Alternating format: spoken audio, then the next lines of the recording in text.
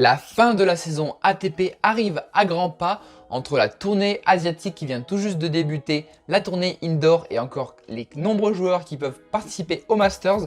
Alors quels vont être les enjeux de cette fin de saison? Je vous en parle.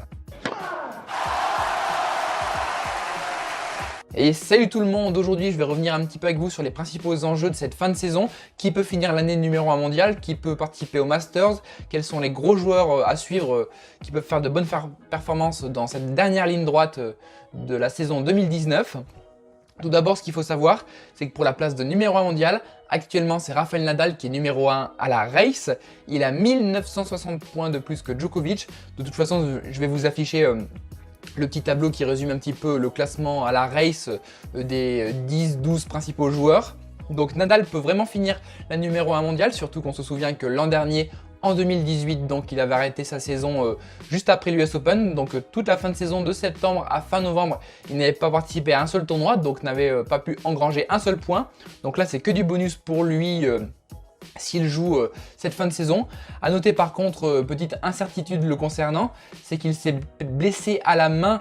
Tout d'abord sur l'US Open où en finale il a commencé à ressentir des douleurs au niveau de sa main et ça s'est redéclenché ensuite quand il a participé à la Lever Cup mi-septembre en compagnie de Roger Federer. Nadal donc qui a une petite inflammation à la main. On l'a pas vu vraiment reprendre l'entraînement jusqu'à présent, surtout que lui, il doit se marier au mois d'octobre, donc ça risque un petit peu de compromettre sa venue sur certains tournois. En tout cas, personnellement, je ne le verrais pas revenir à Shanghai. En tout cas, je pense que ce serait pas très judicieux de le voir revenir en Chine à ce moment-là. Potentiellement, pour faire une grosse fin de saison, ce serait mieux peut-être de revenir pour le tournoi de Bercy et du Masters où il est déjà qualifié. Puisqu'on sait qu'actuellement, il y a 4 joueurs qui sont d'office qualifiés pour le Masters. C'est bien sûr le Big Three, Djokovic, Nadal et Federer. Et le petit nouveau aussi qui s'invite pour la première fois au Masters, qui est dans cette catégorie-là, c'est Daniil Medvedev qui a fait, on le dit, sa superbe saison avec en point d'orgue cette finale bien sûr à l'US Open. Medvedev qui peut espérer de bonnes choses sur la fin de saison.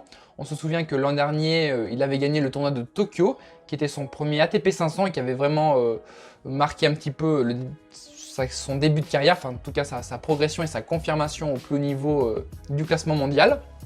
Donc là, sachant qu'il a gagné le tournoi de Saint-Pétersbourg il y a quelques semaines, on peut espérer le voir faire de bonnes choses sur cette fin de saison.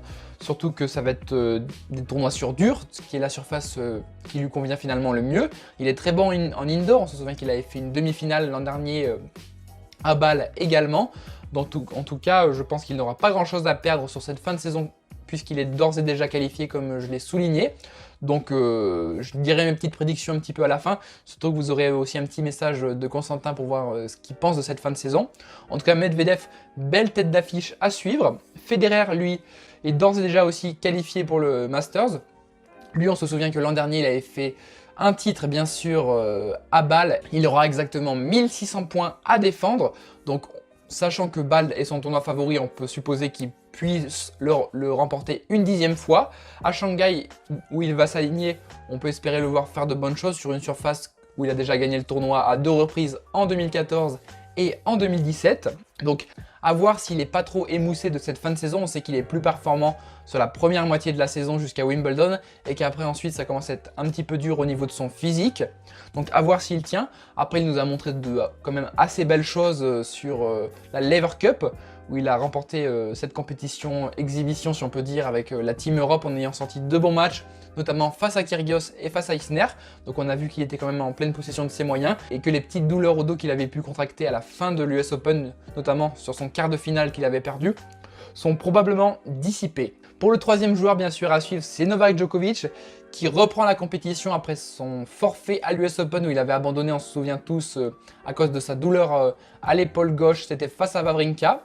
Il a décidé de ne pas jouer jusque-là, il s'est réentraîné petit à petit avec l'équipe de Coupe Davis de Serbie. Et là finalement il s'est aligné à Tokyo, on pouvait être incertain qu'il s'aligne puisqu'il y a même un moment où on a pu se demander s'il allait se faire opérer de cette épaule justement qui lui faisait un petit peu souffrir depuis quelques semaines, depuis la tournée américaine avant l'US Open. Donc là il a repris à Tokyo, il a gagné son premier match face à la pépite Popyrin australienne. En tout cas, on peut espérer qu'il fasse de bonnes choses. Lui, il aura énormément de points à défendre, 2600 points jusqu'à la fin de l'année, puisqu'on se rappelle que l'an dernier, il avait gagné Shanghai, il avait fait finale à Bercy et à Londres. Donc ça va être difficile de le voir quand même rester numéro 1 mondial avec le nombre de points qu'il a à défendre, pour peu que son physique soit encore un petit peu en délicatesse et qu'il ressente quelques douleurs au fur et à mesure des tournois qui avancent. Donc c'est un petit peu compliqué. Et après, je vais détailler un petit peu les 6-7 joueurs qui peuvent encore participer au Masters et qui sont vraiment en bonne position pour faire de belles choses sur cette fin de saison. C'est Thiem, Tsitsipas, Roberto Bautista Agut, Berrettini, Zverev et Monfils. Pour ce qui est de Thiem et Tsitsipas, même s'ils ne sont pas encore officiellement qualifiés à l'heure où je vous parle, ils sont en très bonne posture, ils ont pas mal de points d'avance à la race face à leurs concurrents suivants. Donc Thiem fait une deuxième partie de saison un petit peu plus délicate, on sait que vraiment c'est la terre battue qui lui convient le mieux. Il avait démarré en trombe en gagnant Indian Wells. Là, c'est un petit peu compliqué au niveau de ses performances sur dur. Et là, ça va être en indoor, donc c'était encore un petit peu compliqué. Mais en tout cas, il n'aura pas beaucoup de points à défendre sur cette fin de saison. Et il va participer probablement au Masters, donc c'est un bon point pour lui. Tsitsipas, lui aussi, un petit peu en délicatesse sur cette deuxième partie de saison. Il a fait une première partie de saison énorme jusqu'à son match mythique à Roland-Garros face à Wawrinka. Depuis, c'est un petit peu plus compliqué avec des éliminations au premier tour à Wimbledon et à l'US Open. On espère qu'il va se ressaisir un petit peu sur cette fin de saison. On sait qu'il a le tournoi de Stockholm qu'il a à défendre, qu'il avait remporté l'an dernier, qu'il avait fait un quart de finale à Bâle, enfin il a fait des petites performances. Il est encore dans le top 10 actuellement. Il est bien sûr en bonne position pour aller au Masters. On a vu aussi qu'il a abandonné la semaine dernière sur le tournoi chinois de Zhuhai, je crois, il me semble, contre Manarino. Donc il était encore un petit peu émoussé physiquement de sa tournée, de sa saison tout simplement, et aussi de la Laver Cup où il a participé. Donc à voir s'il essaye un petit peu de débrancher un petit peu quelques temps, le voir revenir sur Shanghai, espérer faire de bonnes performances. Mais je le vois quand même mal remporter un gros tournoi de cette catégorie, en tout cas Bâle, Shanghai ou Bercy d'ici la fin de l'année. Je le pense un petit peu émoussé sur cette fin de saison, il a énormément joué. Donc je ne le verrai pas personnellement faire de grosses performances sur la fin de saison, mis à part aller au Masters. Et les derniers joueurs bien sûr à suivre, ça va être Bautista Agut, quart de finaliste à Melbourne, demi-finaliste à Wimbledon est bien sûr très régulier sur cette saison, qui peut encore participer au Masters pour la première fois de sa carrière. Ça va être assez compliqué, même si lui il joue plutôt bien en fin de saison. On sait qu'il a été finaliste il y a 3 ans au Master 1000 de Shanghai, donc c'est surtout une surface qui lui convient bien, avec tout le temps un jeu où il prend la balle assez tôt, un jeu très à plat qui lui permet justement d'avoir une certaine vitesse de balle sur ses surfaces. Berrettini lui aussi peut participer au Masters, il est autour de la 12e, 13e place mondiale. Il sort bien sûr d'une demi-finale à l'US Open, donc il est en pleine possession de ses moyens. Zverev peut aussi participer, on sait que lui est vainqueur sortant du Masters, donc s'il venait à ne pas participer, il perdrait pas mal de points et pourrait sortir du top 10, sachant qu'il y a encore. Tout de suite, il est 10e à la race, donc vous voyez que c'est pas encore gagné pour participer au Masters pour lui. Donc il a fait, on se souvient, une demi-finale à Shanghai, il avait fait aussi un tournoi plutôt correct à Bercy et donc son titre au Masters. Donc là, grosse fin de saison pour lui à venir, on espère qu'il va pouvoir faire de bonnes performances. On sait que l'US Open, ça n'a pas été une partie de plaisir pour lui. À la Laver Cup, même si c'est pas officiel, je pense qu'il a pu se rassurer un petit peu, notamment en apportant le point de la victoire de l'Europe pour le dernier match face à Raonic. Donc on espère que ça peut le régler un petit peu plus et lui donner un petit peu plus confiance pour cette fin de saison. Et les deux derniers joueurs aussi que je vais parler assez rapidement, c'est Nishikori. Nishikori qui avait été finaliste, on se souvient l'an dernier, à Tokyo et quart de finaliste à Shanghai. Là, il a déclaré forfait finalement pour toute la tournée asiatique, donc il risque de perdre un petit peu de points. Lui, on ne sait pas s'il peut vraiment s'inviter au Masters, ça va être assez compliqué. Bercy, c'est pas forcément le tournoi qui lui réussit le mieux. Donc à voir, il n'y a pas vraiment de choses à dire de ce côté-là. Et le dernier joueur, c'est bien sûr notre Français Gaël Monfils qui joue souvent bien en indoor. On se rappelle qu'il a été double finaliste à Bercy il y a quelques années, même si maintenant quand même ça remonte un petit peu.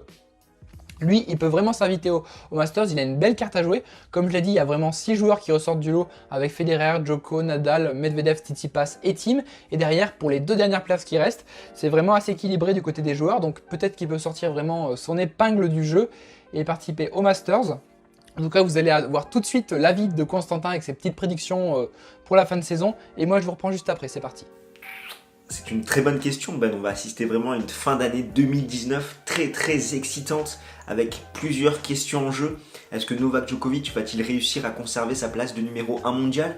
Est-ce que Rafael Nadal va-t-il enfin terminer une saison sans se blesser, chose qu'il n'a plus faite depuis 2015 et décrocher enfin le Graal aux ATP Finals?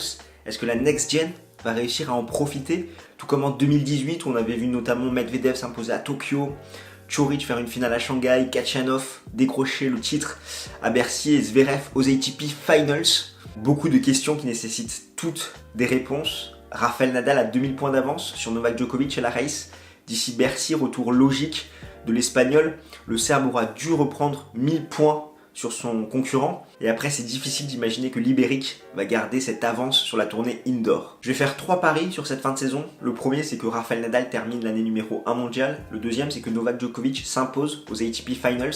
Et enfin, que Daniil Medvedev, l'homme en forme du moment, décroche un grand titre, donc que ce soit un ATP 500 ou un Masters 1000 d'ici la fin de l'année. En tout cas, nous, on se retrouve très vite dans une prochaine chronique. Donc moi-même, si je devais faire des prédictions un petit peu pour cette fin de saison, si je devais être un peu plus sérieux, ça ressemblerait à ce qu'a dit Conce. Donc Nadal potentiellement numéro 1 mondial, un jeune qui fasse peut-être une dernière grosse performance sur un tournoi. On mise pas trop sur Khachanov, j'en ai pas beaucoup parlé. Lui, il est vraiment très loin à la race, il a pas fait grand-chose cette année, donc bon, finalement, j'en parle pas vraiment dans cette vidéo. Mais si je devais être un petit peu plus audacieux dans mes pronostics, je dirais que Djokovic va rester numéro 1 mondial, que Federer va gagner Bâle et va être finaliste du Masters, je dis pas s'il va gagner. Je dirais aussi que Fognini va participer au Masters dans l'une des 2 dernières places qui sont vraiment accessibles encore. Et aussi je dirais que Daniil Medvedev va gagner le Master 1000 de Shanghai. En tout cas, ça risque probablement pas d'arriver tout ça, ou en tout cas pas tout. Dites-moi en commentaire qu'est-ce que vous pensez sur cette fin de saison, quels sont les gros enjeux que vous pensez que j'ai pas détaillés, ou en tout cas que j'ai insisté vraiment sur ces points. Dites-moi en commentaire vos prédictions vous-même pour cette fin de saison, qui va participer au Masters selon vous, qui est vraiment en forme pour faire de grosses performances sur les 2 derniers mois qui arrivent. En tout cas, n'hésitez pas à mettre un petit pouce bleu si la vidéo vous a plu, à vous abonner à notre chaîne, à tous nos réseaux sociaux et à notre Discord aussi pour qu'on puisse parler un petit peu tous ensemble de tennis. Et moi, je vous dis à la prochaine pour une nouvelle vidéo. Prenez soin de vous. Allez, bye bye.